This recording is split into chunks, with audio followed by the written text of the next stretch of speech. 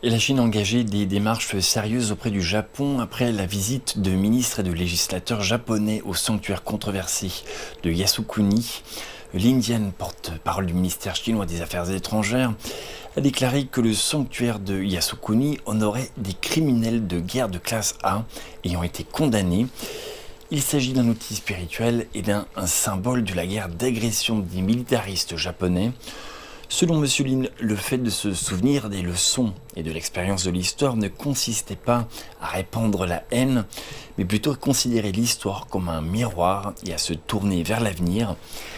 Il a ajouté que la Chine exhortait le Japon à rompre définitivement avec le militarisme pour gagner la confiance de ses voisins asiatiques et de la communauté internationale. Écoutons ce que certains Japonais ont à dire.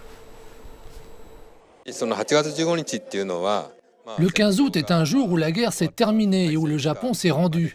C'est un jour historique. Nous nous étions engagés à ne plus jamais faire la guerre. Mais après toutes ces années, le gouvernement japonais semble l'avoir oublié. Il ne faut pas l'oublier, je crois qu'il est très important de faire une déclaration en ce jour sur le fait de ne plus jamais faire la guerre. Un fait est un fait. Il faut l'écrire clairement dans le manuel sans le déformer. En tant que citoyenne d'un pays qui a envahi d'autres pays, je pense que ce jour est une bonne occasion de réfléchir à l'histoire.